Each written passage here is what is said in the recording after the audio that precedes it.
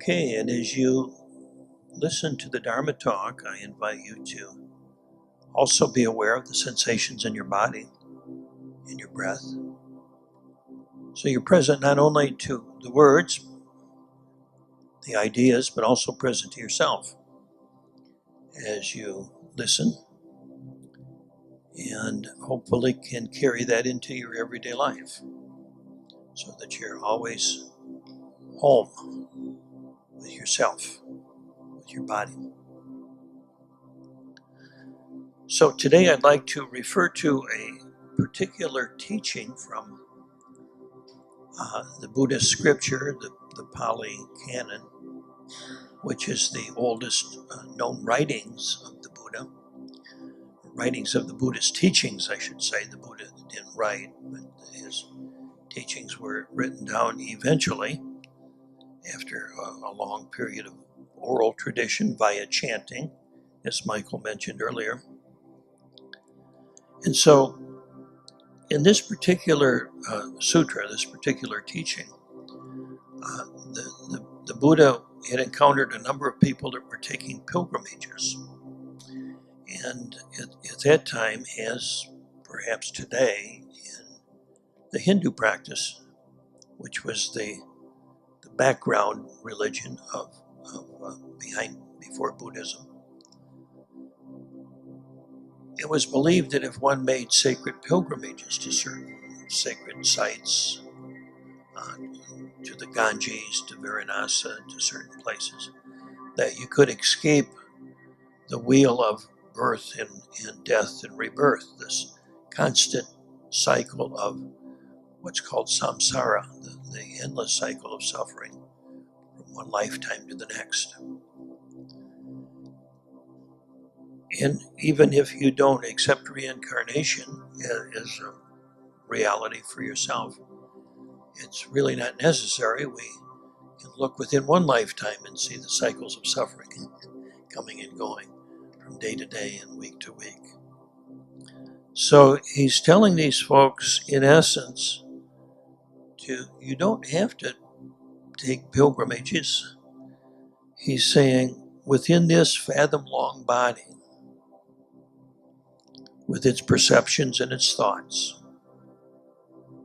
that there exists the entire universe, the origin of the universe, the cessation of the universe, and the path leading to the cessation of the universe. So in other words, you don't have to take an outer journey. There's nothing wrong with outer journeys, but it's all within you, within your own body. It's really a powerful statement and kind of a twist in the spirituality that says the body is an impediment to spirituality, that the body is something that should be denied or at best overcome or overlooked. And we see that, of course, in Christianity. We see that in some of the Hindu practices.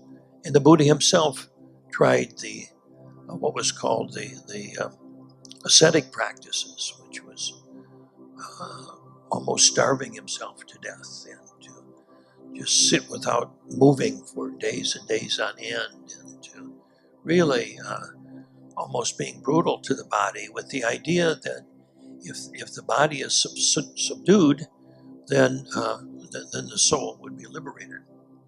So that didn't work, as the Buddha discovered.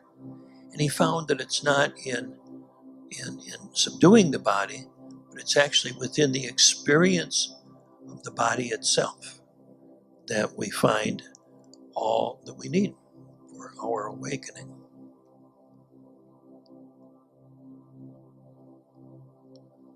Yet it is within this fathom-long body, with its perceptions and thoughts, that there exists the entire universe, its origin, its cessation, and the path leading to its cessation.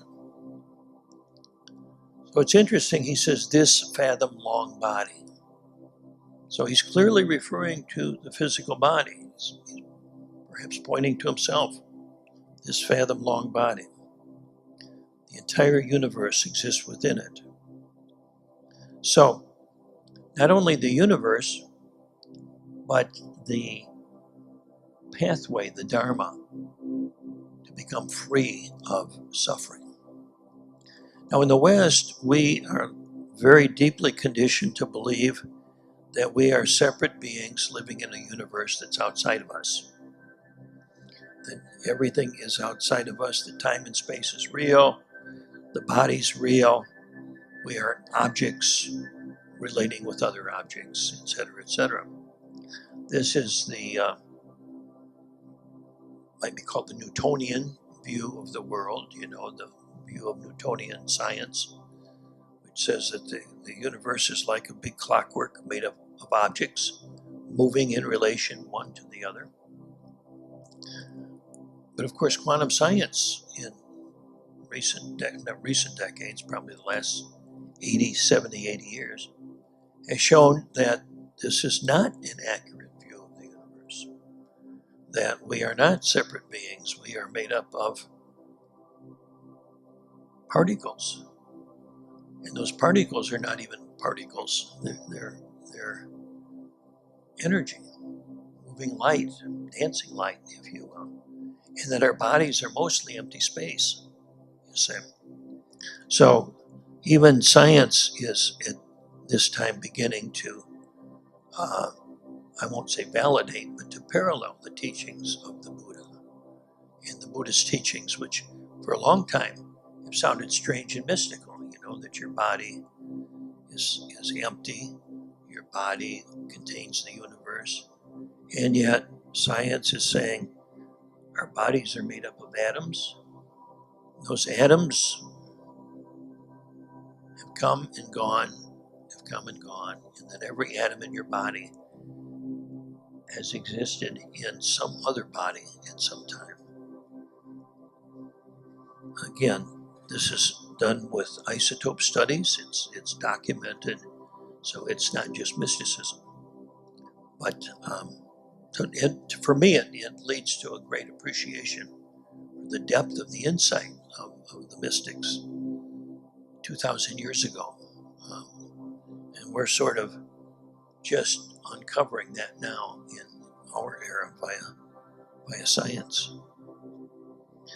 So, if the universe and the Dharma and everything I need for liberation is in my body, I have a body. Most of us here have bodies. Why am I not liberated? Why are you not liberated? Why do we not feel liberated, you say? So, that's the question. And the answer is that the Buddha is talking about the body as it is, not just as we experience it. So that's what's important to remember. And again, psychology will validate this. Today's psychology will validate this, that our experience of the body is largely a conditioned experience. It's largely the mind that we experience, not the body. The body that we feel is based upon our image of the body and our experience of the body that's developed over a long period of time.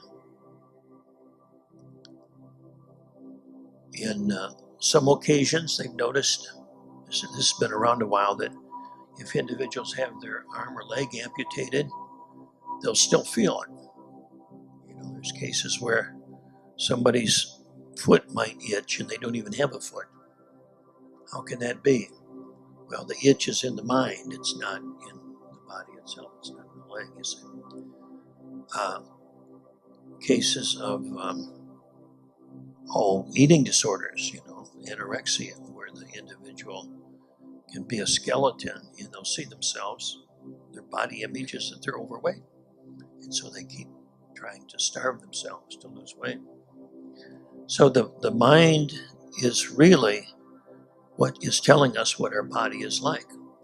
That's not necessarily the experience of the body. So it's a very, very deep and pivotal topic, and one that we can experience. We don't have to take it on faith or theory. We can experience it directly. And so in the next few minutes, I hope to give you a little taste of that experience. If you would indulge me in a little experiment, we'll take about 2 or 3 minutes, and we'll see how it works for you.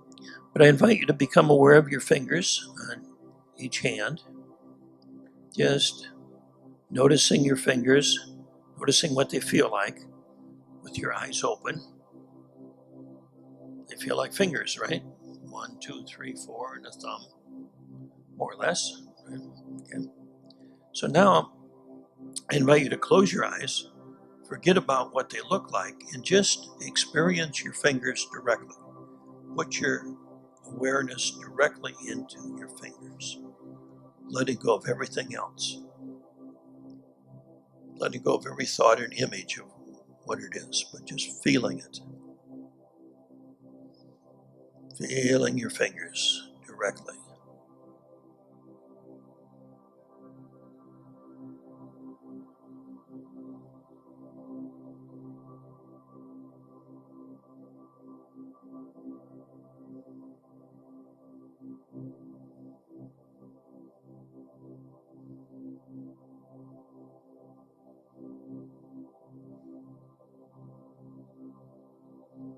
Just noticing the tips of your fingers.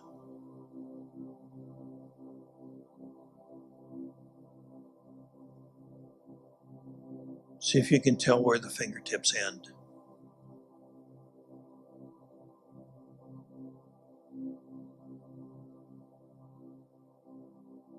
Just experience what we call fingers. See how they feel.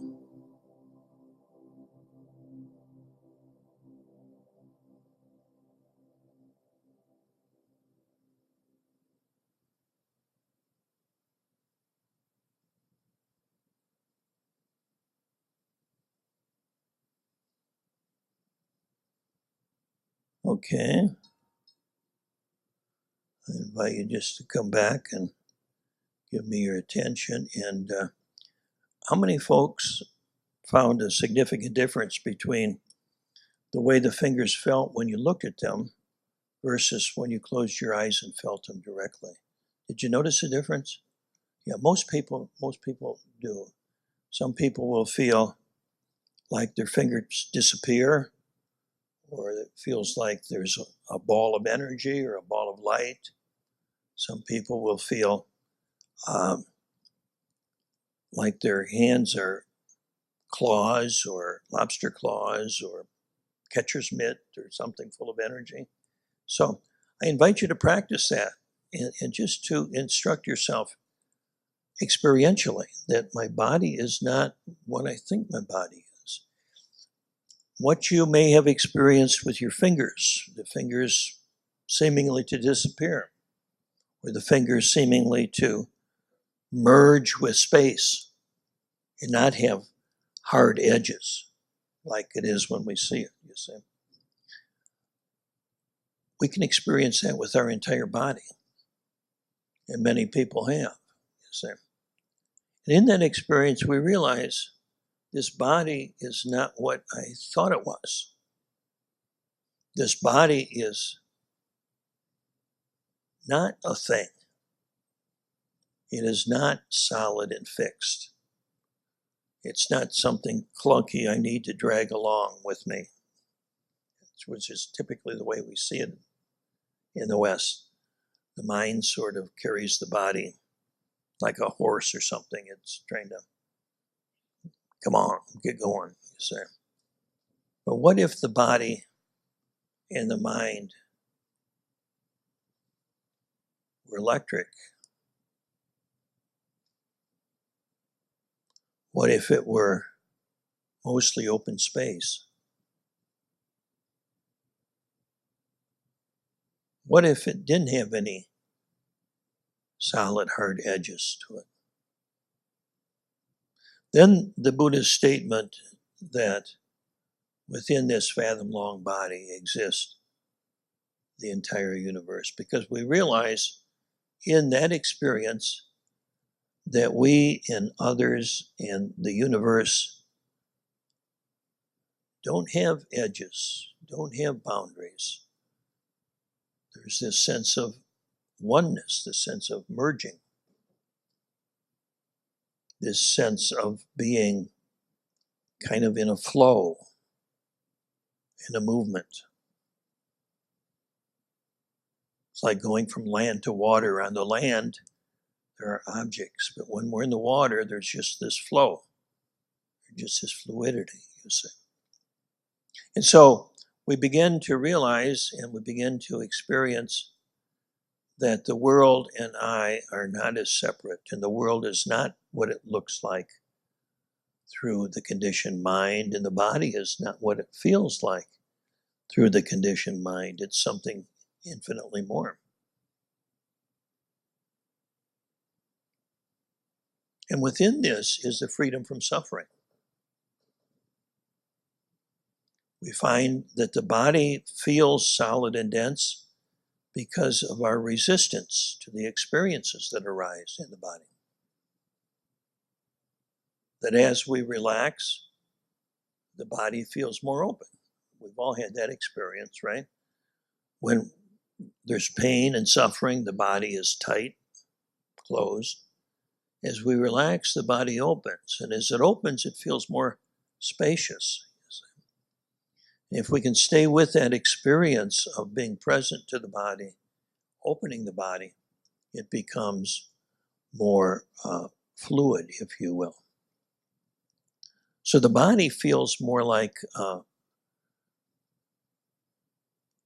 an activity, more like a verb than a noun, more like a living thing, a living entity, rather than a fixed, solid object. So when we are able to be present to the body in this way, we discover that suffering does not exist. In the moment, experiencing the body deeply, we feel freedom, liberation.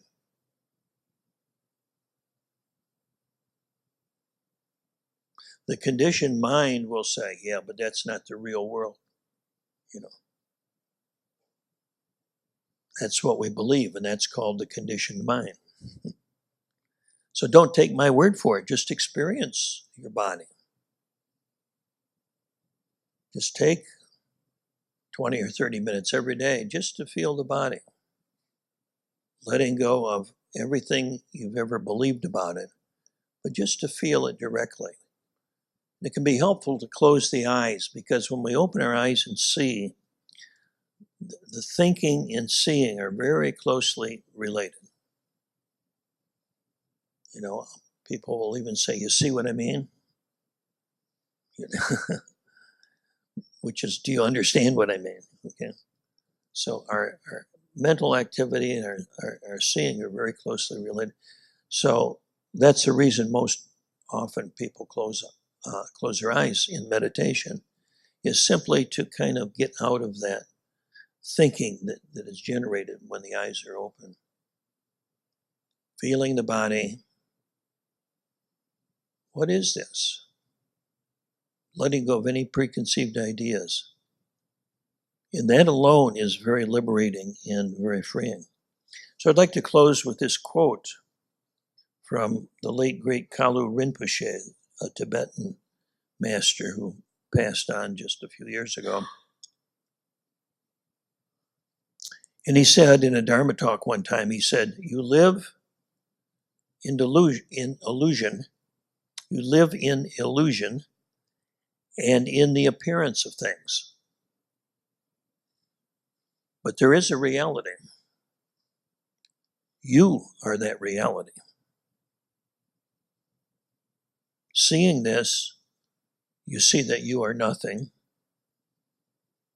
And seeing that you are nothing, you see that you are everything. And that is all there is.